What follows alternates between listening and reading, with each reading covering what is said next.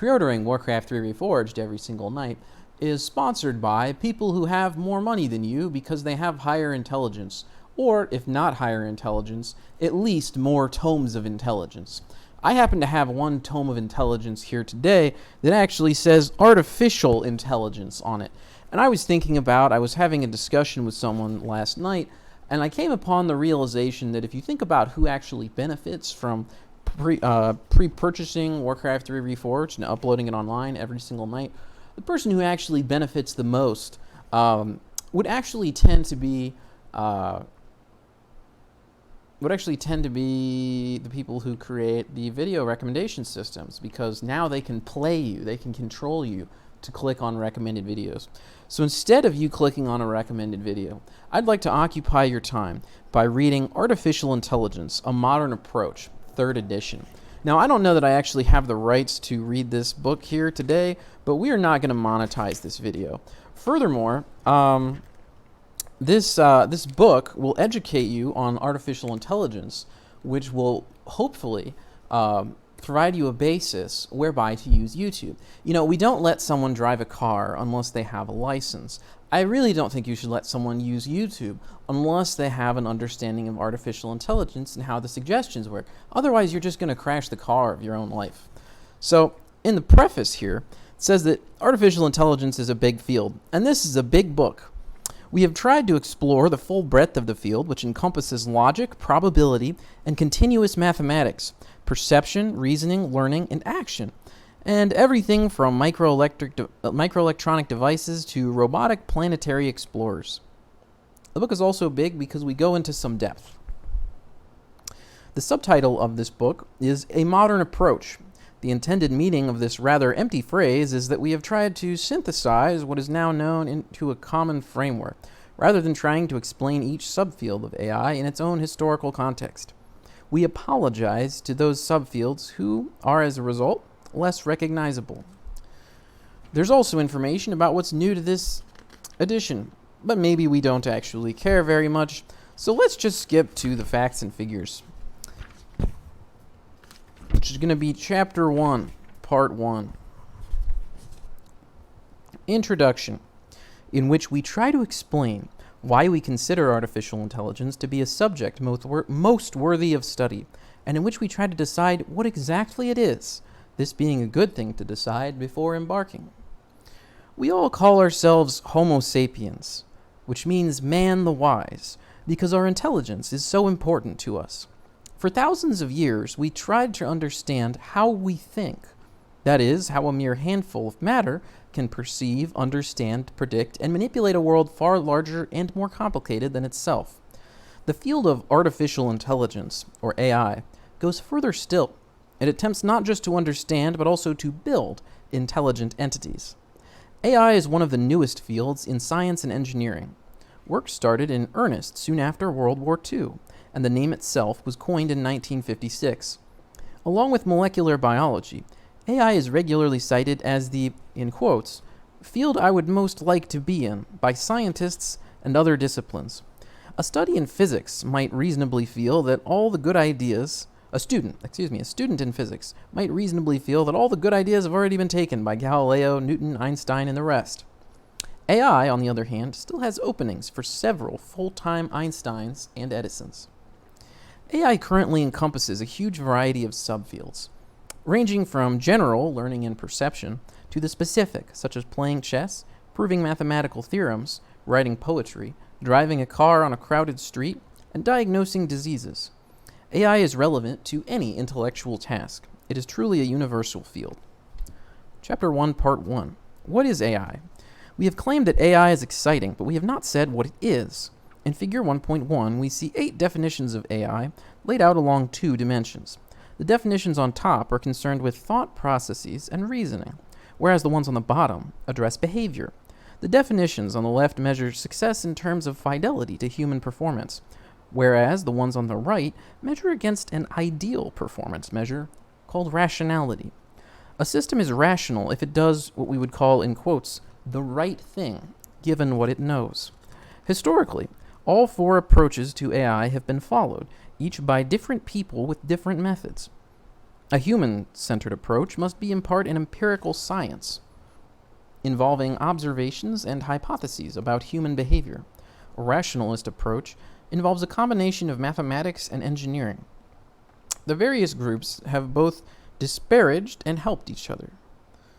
Let us look at the four approaches in more detail. Chapter 1, Part Sub 1, Acting Humanly, the Turing Test Approach. The Turing Test, proposed by Alan Turing in 1950, was designed to provide a satisfactory operational definition of intelligence. A computer passes the test if a human interrogator, after posing some written questions, cannot tell whether the written responses came from a person or from a computer. Chapter 26 addresses the details of the test and whether a computer would really be intelligent if it passed. For now, we note that programming a computer to pass a rigorously applied test provides plenty to work on. The computer would need to possess the following capabilities: natural language processing, to enable it to communicate successfully in English; knowledge representation, to store what it knows or hears; automated reasoning, to use the stored information to answer questions and to draw new conclusions; or machine learning, to adapt to new circumstances and to detect and extrapolate patterns. Turing's test deliberately avoided direct physical interaction between the interrogator and the computer, because physical simulation of a person is unnecessary for intelligence. However, the so-called total Turing test includes a video signal so that the interrogator can test the subject's perceptual abilities, as well as the opportunity for the interrogator to pass physical objects through the hatch. To pass the total Turing test, the computer will need computer vision to perceive objects, and robotics to manipulate objects and move about. These 6 disciplines compose most of AI, and Turing himself deserves credit for designing a test that remains relevant 60 years later. Yet, AI researchers have devoted little effort to passing the Turing test, believing that it is more important to study the underlying principles of intelligence than to duplicate an exemplar. The quest for artificial flight, in quotes, succeeded when the Wright brothers and others stopped imitating birds and started using wind tunnels and learning about aerodynamics. Aeronautical engineering texts do not define the goal of their field as making machines that fly so exactly like pigeons that they can fool even other pigeons. Chapter 1, Part Sub 2, Thinking Humanly, the Cognitive Modeling Approach. If we are going to say that a given program thinks like a human, we must have some way of determining how humans think. We need to get inside the actual workings of human minds. There are 3 ways to do this: through introspection, trying to catch our own thoughts as they go by; through psychological experiments, observing a person in action; and through brain imaging, observing the brain in action. Once we have a sufficiently precise theory of the mind, it becomes possible to express the theory as a computer program. If the program's input-output behavior matches corresponding human behavior, that is evidence that some of the program's mechanisms could also be operating in humans. For example, Alan Newell and Herbert Simon, who developed GPS, the general problem solver. Newell and Simon in 1961 is the citation, were not content merely to have their program solve problems correctly. They were more concerned with comparing the trace of its reasoning steps to traces of human subjects solving the same problems. The interdisciplinary field of cognitive science brings together computer models from AI and experimental techniques from psychology to construct precise and testable theories of the human mind. Cognitive science is a fascinating field in itself, worthy of several textbooks and at least one encyclopedia. The citation here to Wilson and Keel, 1999. We will occasionally comment on similarities or differences between AI technologies and human cognition. Real cognitive science, however, is necessarily based on experimental investigation of actual humans or animals. We will leave that for other books, as we assume that the reader has only a computer for experimentation. In the early days of AI, there was often confusion between the approaches. An author would argue that an algorithm performs well on a task and that it is therefore a good model of human performance, or vice versa. Modern authors separate the 2 kinds of claims. This distinction has allowed both AI and cognitive science to develop more rapidly. The two fields continue to fertilize each other, most notably in computer vision, which incorporates neurophysiological evidence into computational models. Chapter 1, Part 1, Subpart 3, Thinking Rationally, the Laws of Thought approach.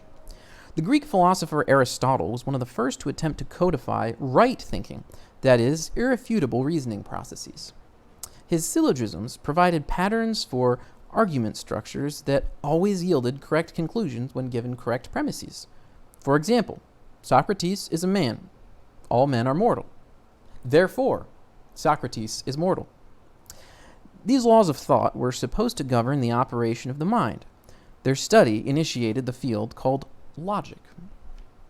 Logicians in the 19th century developed a precise notation for statements about all kinds of objects in the world and the relations among them. Contrast this with ordinary arithmetic notation, which provides only statements about numbers.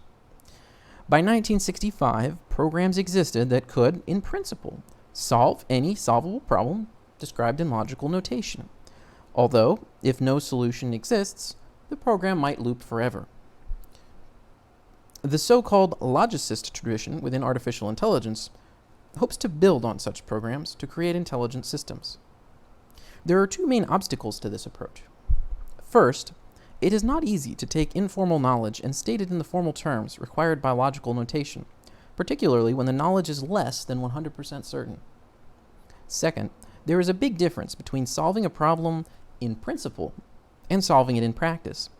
Even problems with just a few hundred facts can exhaust the computational resources of any computer unless it has some guidance as to which reasoning steps to try first. Although both of these obstacles apply to any attempt to build computational reasoning systems, they appeared first in the logicist tradition. Chapter 1, Part 1, Subpart 4, Acting Rationally, the Rational Agent Approach. An agent is just something that acts. Agent comes from the Latin agere, to do. Of course, all computer programs do something, but the computer agents are expected to do more, to operate autonomously, perceive their environment, persist over a prolonged time period, adapt to change, and create and pursue goals. A rational agent is one that acts so as to achieve the best outcome, or, when there is uncertainty, the best expected outcome.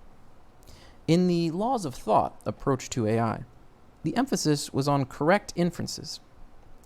Making correct inferences is sometimes part of being a rational agent, because one way to act rationally is to reason logically to the conclusion that a given action will achieve one's goals, and then to act on that conclusion. On the other hand, correct inference is not all of rationality. In some situations, there is no provably correct thing to do, but something must still be done. There are also ways of acting rationally that cannot be said to involve inference. For example, recoiling from a hot stove is a reflex action that is usually more successful than a slower action taken after careful deliberation. All the skills needed for the Turing test allow an agent to act rationally.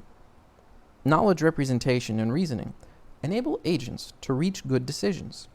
We need to be able to generate comprehensible sentences in natural language to get by in a complex society. We need learning not only for erudition, but also because it improves our ability to generate effective behavior. The rational agent approach has two advantages over the other approaches. First, it is more general than the laws of thought approach, because correct inference is just one of several possible mechanisms of achieving rationality. Second, it is more amenable to scientific development than are approaches based on human behavior or human thought. The standard of rationality is mathematically well defined and completely general, and can be unpacked to generate agent designs that provably achieve it. Human behavior, on the other hand, is well adapted for one specific environment and is defined by, well, the sum total of all the things that humans do. This book, therefore, concentrates on general principles of rational agents and on components for constructing them. We will see that despite the apparent simplicity with which the problem can be stated, an enormous variety of issues come up when we try to solve it. Chapter 2 outlines some of these issues in more detail. One important point to keep in mind. We will see before too long that achieving perfect rationality, always doing the right thing, is not feasible in complicated environments. The computational demands are just too high. For most of the book, however, we will adopt the working hypothesis that perfect rationality is a good starting point for analysis. It simplifies the problem and provides the appropriate setting for most of the foundational material in the field. Chapter 5 and 17 deal explicitly with the issue of limited rationality, acting appropriately when there is not enough time to do all the computations one might like. In this section, we provide a brief history of the disciplines that contributed ideas, viewpoints, and this is 1.2. This is the foundations of the artificial intelligence. We provide a brief history of the disciplines that contributed ideas, viewpoints, and technologies to AI. Like any history, this one is forced to concentrate on a small number of people, events, and ideas, and to ignore others that were also important. We organize the history around a series of questions. We certainly would not wish to give the impression that these questions are the only ones the disciplines address, or that the disciplines have been working towards AI as their ultimate fruition. 1.2.1, philosophy. Can formal rules be used to draw valid conclusions? How does the mind arise from the physical brain? Where does knowledge come from? How does knowledge lead to action? Aristotle, who lived from 384 to 322 BC, whose bust appears on the front cover of this book, was the first to formulate a precise set of laws governing the rational part of the mind. He developed an informal system of syllogisms for proper reasoning, which in principle allow one to generate conclusions mechanically given initial premises. Much later, Ramon Lull, who apparently lived somewhere around 1315, had the idea that useful reasoning could actually be carried out by a mechanical artifact. Thomas Hobbes, who lived from 1588 to 1679, proposed that reasoning was like numerical computation, that we add and subtract in our silent thoughts. The automation of computation itself was already well underway. Around 1500, Leonardo da Vinci, who lived from 1452 to 1519, designed but did not build a mechanical calculator. Recent reconstructions have shown the design to be functional. The first known calculating machine was constructed around 1623 by the German scientist Wilhelm Schickard, who lived from 1592 to 1635. Although the Pascaline, built in 1642 by Blaise Pascal, who lived from 1623 to 1662, is more famous. Pascal wrote that the arithmetical machine produces effects which appear nearer to thought than all the actions of animals. Gottfried Wilhelm Leibniz, who lived from 1646 to 1716, built a mechanical device intended to carry out operations on concepts rather than numbers, but its scope was rather limited. Leibniz did surpass Pascal by building a calculator that could add, subtract, multiply, and take roots, whereas the Pascaline could only add and subtract. Some speculated that machines might not just do calculations, but actually be able to think and act on their own. In his 1651 book, Leviathan, Thomas Hobbes suggested the idea of an artificial animal, arguing, "For what is the heart but a spring, and the nerves but so many strings, and the joints but so many wheels?" It's one thing to say that the mind operates, at least in part, according to logical rules, and to build physical systems that emulate some of those rules. It's another to say that the mind itself is such a physical system. René Descartes, from 1596 to 1650, gave the first clear discussion of the distinction between mind and matter and of the problems that arise. One problem with a purely physical conception of the mind is that it seems to leave little room for free will. If the mind is governed entirely by physical laws, then it has no more free will than a rock, deciding to fall towards the center of the earth. Descartes was a strong advocate of the power of reasoning in understanding the world, a philosophy now called rationalism, and one that counts Aristotle and Leibniz as members. But Descartes was also a proponent of dualism. He held that there is a part of the human mind, or soul or spirit, that is outside of nature, exempt from physical laws. Animals, on the other hand, did not possess this dual quality. They could be treated as machines. An alternative to dualism is materialism, which holds that the brain's operating according to the laws of physics constitutes the mind. Free will is simply the way that the perception of available choices appears to the choosing entity. Given a physical mind that manipulates knowledge, the next problem is to establish the source of knowledge.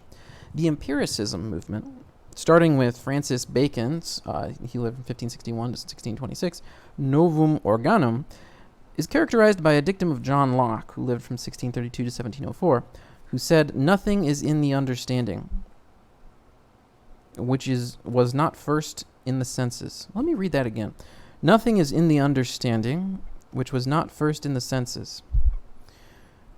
David Hume's, who lived from 1711 to 1776, A Treatise of Human Nature, which apparently was written in 1739, proposed what is now known as the principle of induction. That general rules are acquired by exposure to repeated associations between their elements. Building on the work of Ludwig Wittgenstein and Bertrand Russell, the famous Vienna Circle, led by Rudolf Carnap, developed the doctrine of logical positivism. This doctrine holds that all knowledge can be characterized by logical theories, connected, ultimately, to observation sentences that correspond to sensory inputs. Thus, logical positivism combines rationalism and empiricism. The confirmation theory of Carnap and Karl Hempel attempted to analyze the acquisition of knowledge from experience. Carnap's book, The Logical Structure of the World, defined an explicit computational procedure for extracting knowledge from elementary experiences. It was probably the first theory of mind as a computational process.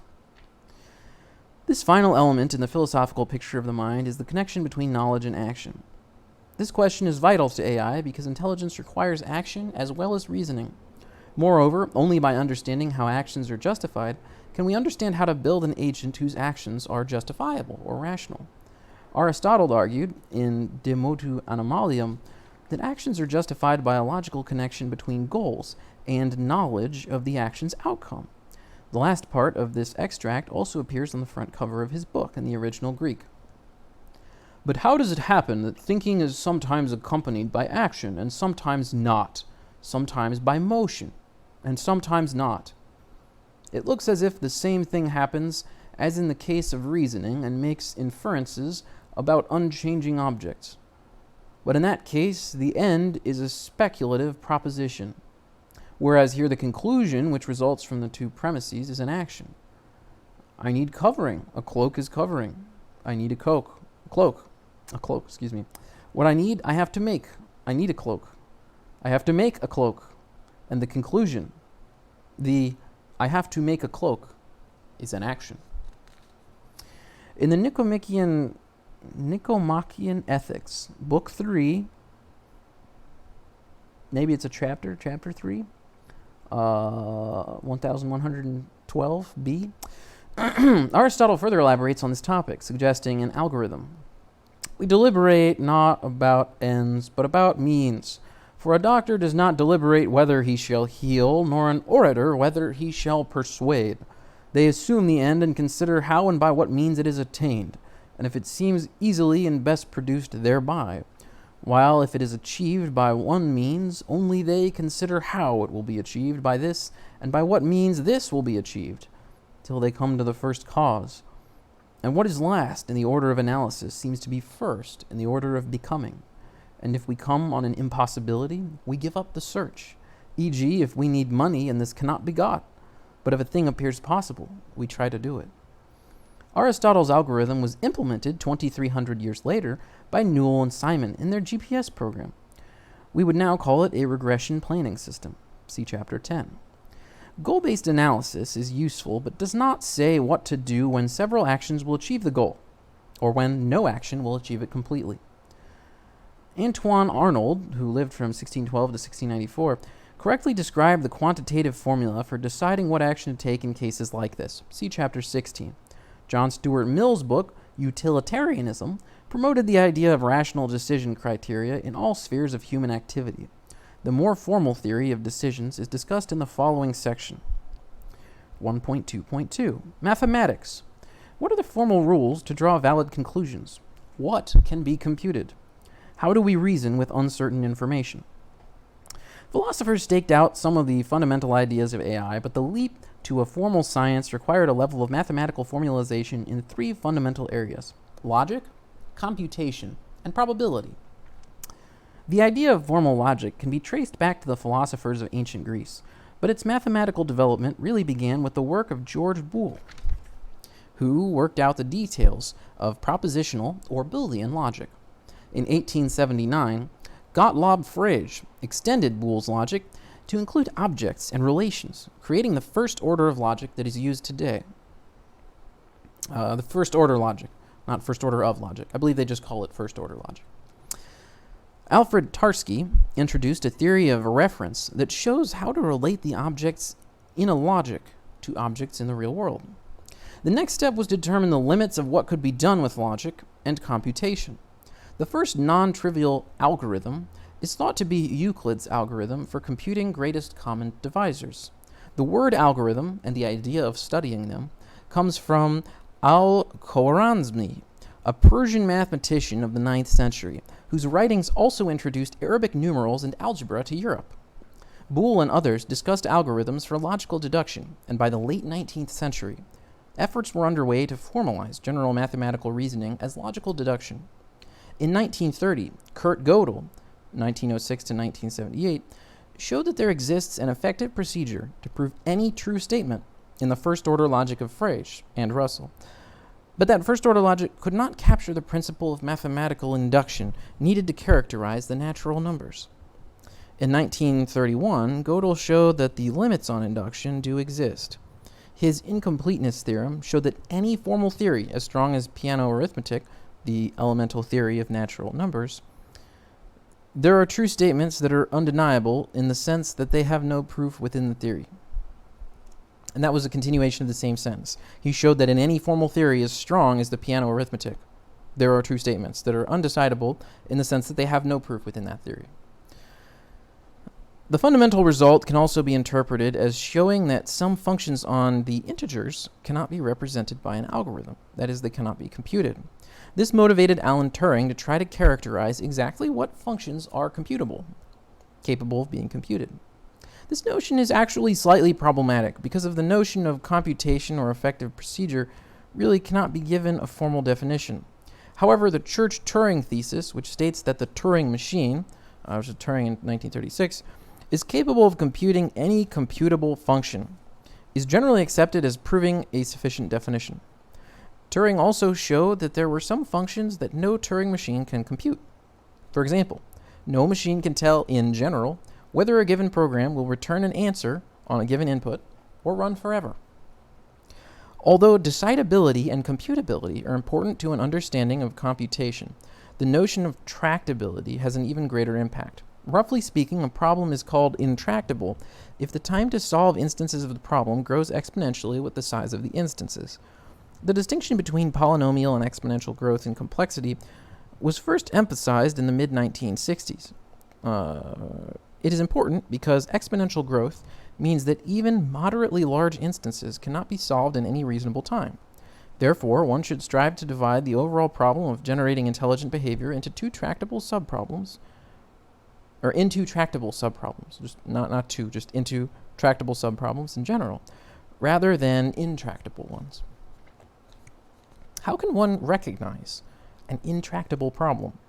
The theory of NP completeness, pioneered by Stephen Cook in 1971 and Richard Karp in 1972, provides a method. Cook and Karp showed the existence of large classes of canonical combinatorial search and reasoning problems that are NP complete. Any problem class to which the class of NP complete problems can be reduced is likely to be intractable, although it has not been proved that NP complete problems are necessarily intractable. Most theoreticians believe it probably is the case. They worded this as most theoreticians probably believe it. These results contrast with the optimism with which the popular press greeted the first computers. Electronic superbrains that were faster than Einstein. Despite the increasing speed of computers, careful use of resources will characterize intelligent systems. Put crudely, the world is an extremely large problem instance. Work in AI has helped explain why some instances of NP-complete problems are hard, yet others are easy. Besides logic and computation, the third great contribution of mathematics to AI is the theory of probability. The Italian Girolamo Cardano first framed the idea of probability, describing it in terms of the possible outcomes of gambling events. In 1654, Blaise Pascal, a guy we heard about before, in a letter to Pierre Fermat, showed how to predict the future of an unfinished gambling game and assign average payoffs to the gamblers. Probability quickly became an invaluable part of quantitative sciences, helping to deal with uncertain measurements and incomplete theories.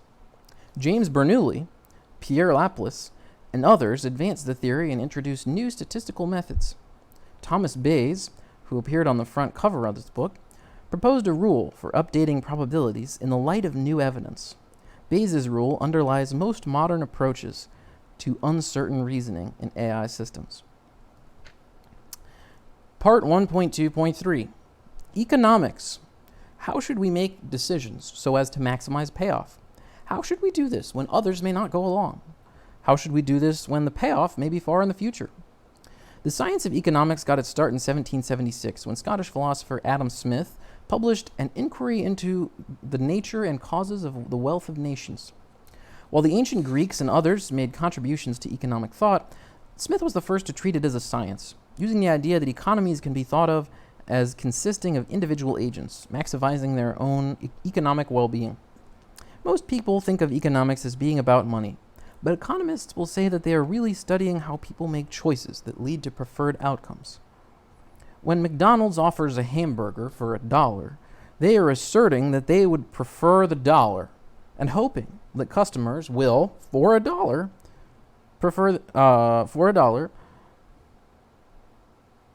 Sorry, I lost my place. I was enjoying the moment. When McDonald's offers a hamburger for $1, they're asserting that they would prefer the dollar and hoping that customers will prefer the hamburger. Right? That makes sense.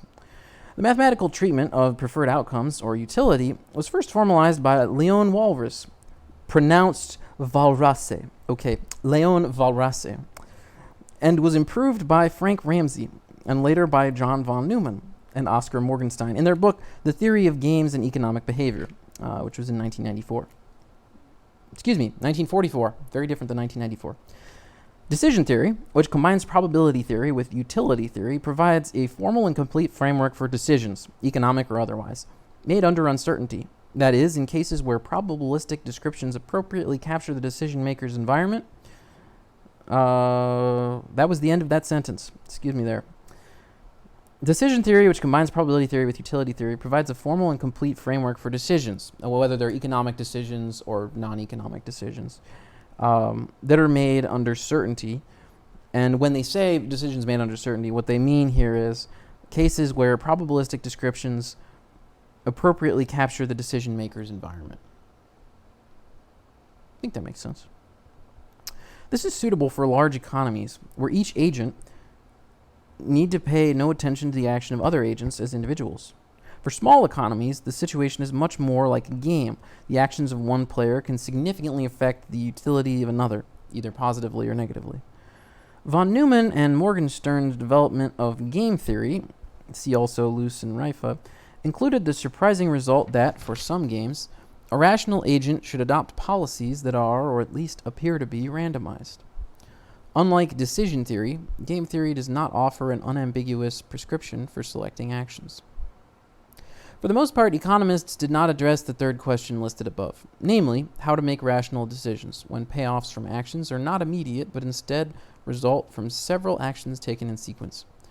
This topic was pursued in the field of operations research, which emerged into World War II from efforts in Britain to optimize radar installations, and later found civilian applications in complex management decisions.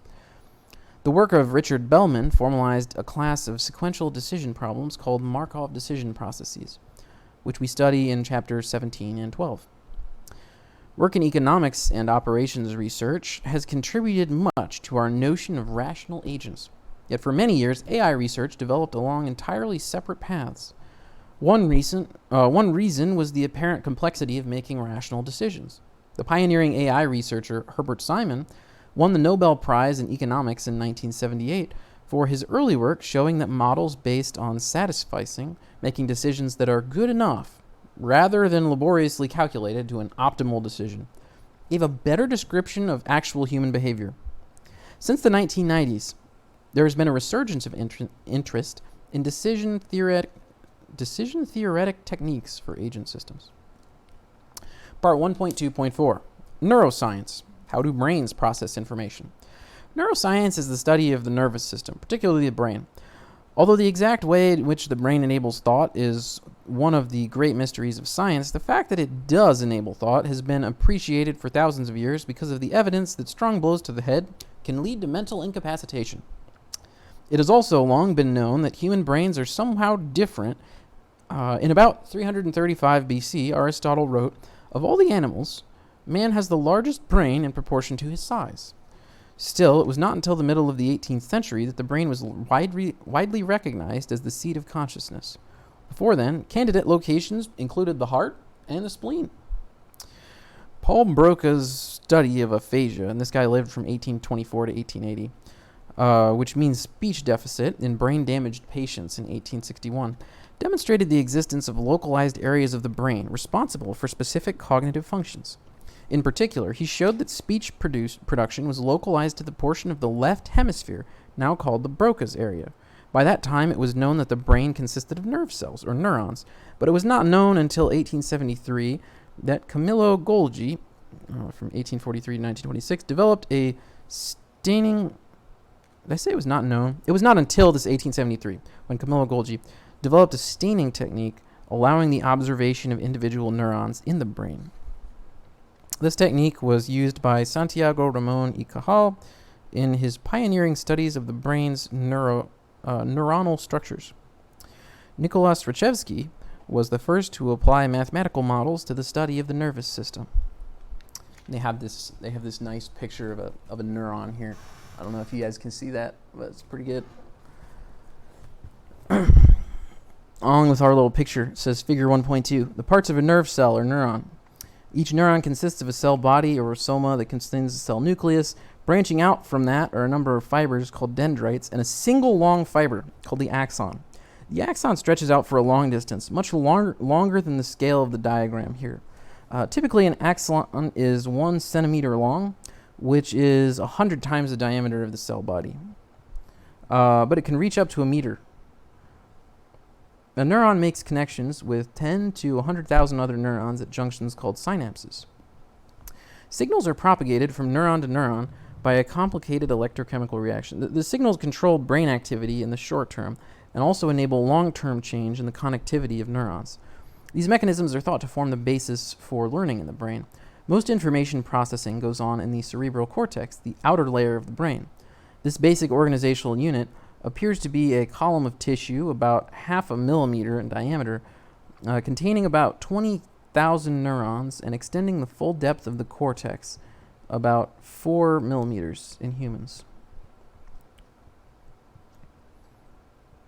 Here you go. That was like the caption on the image. Back to the main stuff. Excuse me there, I bumped the mic. Back to the main stuff. We now have some data on the mapping between areas of the brain and the parts of the body that they control, from which they receive sensory input. Such mappings are able to change rapidly over the course of a few weeks, and some animals seem to have multiple maps.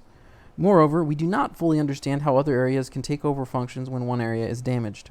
There is also no theory on how an individual memory is stored. The measurement of intact brain activity began in 1929, when the invention by Hans Berger of the electroencephalograph, EEG. The recent development of functional magnetic resonance imaging, fMRI, has given neuroscientists unprecedentedly detailed images of brain activity, enabling measurements that correspond in interesting ways to ongoing cognitive processes. These are augmented by advances in signal cell recording of neuron activity.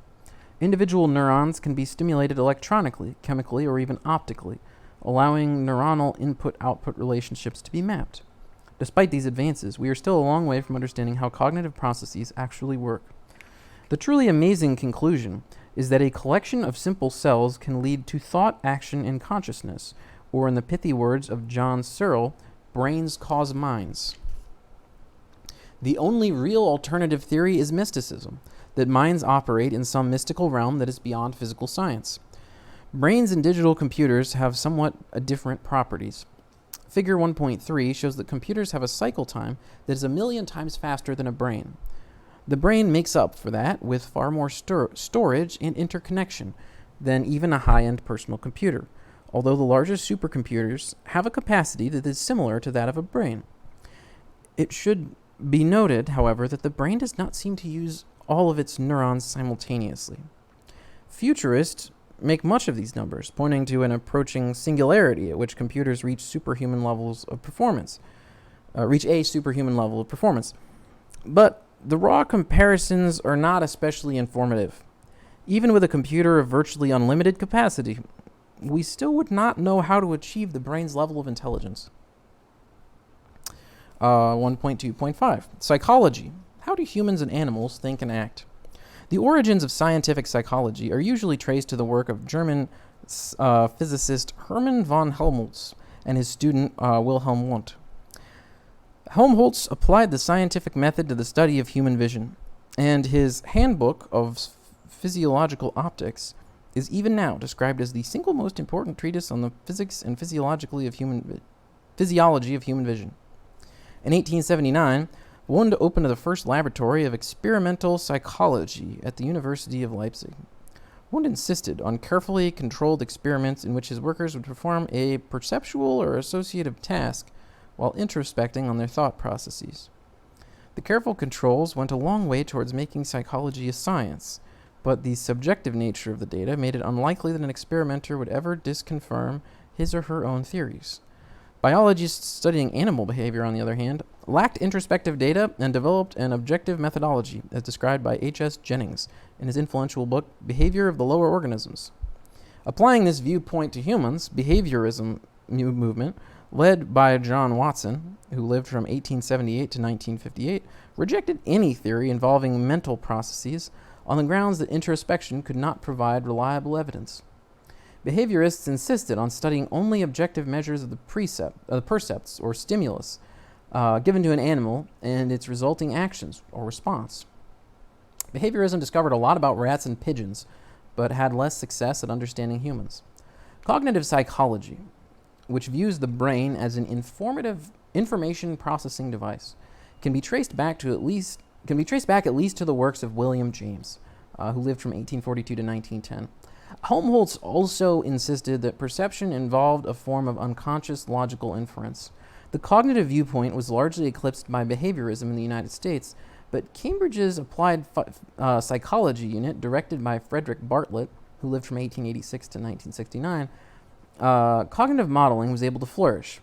So at that place, at Cambridge's applied psychology unit, cognitive modeling was able to flourish. The Nature of Explanation by Bartlett's student and successor Kenneth Craik forcefully reestablished the legitimacy of such mental terms as beliefs and goals, arguing that they are just as scientific as, say, using pressure and temperature to talk about gases, despite their being made of molecules that have neither. Craik specified the three key concepts of a knowledge-based agent. 1. The stimulus must be translated into an internal representation. 2. The representation is manipulated by cognitive processes to derive new internal representations. And 3. These are in turn retranslated back into action. He clearly explained why this was a good design for an agent. If the organism carries a small-scale model of external reality and of its own possible actions within its head, it's able to try out various alternatives, conclude which is the best of them, react to future situations before they arise, utilize the knowledge of past events in dealing with the present and future, and in every way to react in a much fuller, safer, and more competent manner to the emergencies which face it. And this was cited as from Craik in 1943. After Craik's death in a bicycle accident in 1945, his work was continued by Donald Broadbent, whose work Perception and Communication, 1958, was one of the first works to model psychological phenomena as information processing. Meanwhile, in the United States, the development of computer modeling led to the creation of the field of cognitive science. The field can be said to have started at a workshop in September 1956 at MIT. We shall see that this is just 2 months after the conference at which AI itself was born. At the workshop, George Miller presented the magic number 7. Noam Chomsky presented 3 models of language, and Alan Newell and Herbert Simon presented the logic theory machine. These 3 influential papers showed how computer models could be used to address the psychology of memory, language, and logical thinking, respectively. It is now a common, although far from universal, view among psychologists that a cognitive theory should be like a computer program. This was said by Anderson in 1980. That is, it should describe a detailed information processing mechanism whereby some cognitive function might be implemented. Computer engineering. How can we build an efficient computer? This is part 1.2.6. For artificial intelligence to succeed, we need two things: intelligence and an artifact. The computer has been the artifact of choice. The modern digital electronic computer was invented independently and almost simultaneously by scientists in 3 countries, embattled in World War II. The first operational computer was the electromechanical Heath Robinson, built in 1940 by Alan Turing's team for a single purpose: deciphering German messages. In 1943, the same group developed the Colossus, a powerful general-purpose machine based on vacuum tubes. The first operational programmable computer was the Z3, the invention of Konrad Zuse in Germany in 1941. Zuse also invented floating point numbers and the first high-level programming language, Plankalkül. The first electronic computer, the ABC, was assembled by John Atanasoff and his student Clifford Berry between 1940 and 1942 at Iowa State University. Atanasoff's research received little support or recognition. It was the ENIAC, ENIAC, developed as a part of a secret military project at the University of Pennsylvania by a team including John Mauchly and John Eckert that proved to be the most influential forerunner of modern computers. Since that time, each generation of computer hardware has brought an increase in speed and capacity and a decrease in price. Performance doubled every 18 months or so until around 2005, when power dissipation problems led manufacturers to start multiplying the number of CPU cores rather than the clock speed. Current expectations are that future increases in power will come from massive parallelism, a curious convergence with the properties of the brain. Of course, there were calculating devices before the electronic computer. The earliest automated machines, dating from the 17th century, were discussed on page 6. The first programmable machine was a loom, devised in 1805 by John Maury Jacquard, who lived from 1752 to 1834, that used punch cards to store instructions for the pattern to be woven on the loom.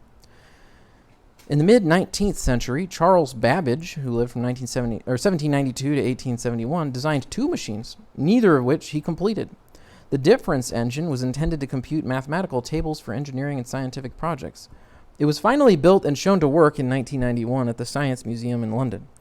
This was cited from Swade in 2000. Babbage's analytical engine was far more ambitious.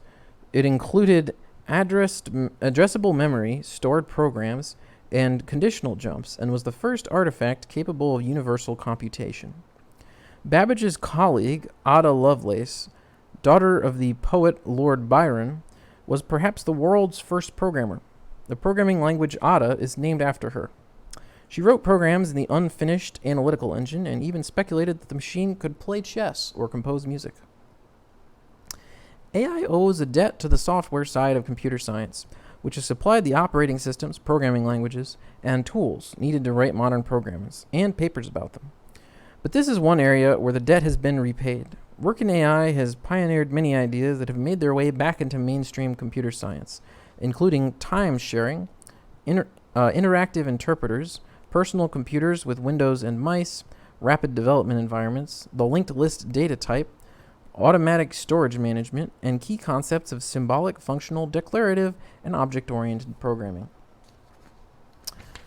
How long is this history? Part 1.2.7. Control theory and cybernetics. How can artifacts operate under their own control? Ctesibios of Alexandria built the first self-controlling machine, a water clock with a regulator that maintained a constant flow rate. This invention changed the definition of what an artifact could do. Previously, only living things could modify their behavior in response to changes in the environment. Other examples of self-regulating feedback control systems include the steam engine governor, created by James Watt, and the thermostat, invented by Cornelius Drebbel, who also invented the submarine. The mechanical theory of stable feedback systems was developed in the 19th century. The central figure in the creation of what is now called control theory was Norbert Wiener, who lived from 1894 to 1964. Wiener was a brilliant mathematician who worked with Bertrand Russell, among others, before developing an interest in biological and mechanical control systems and their connection to cognition.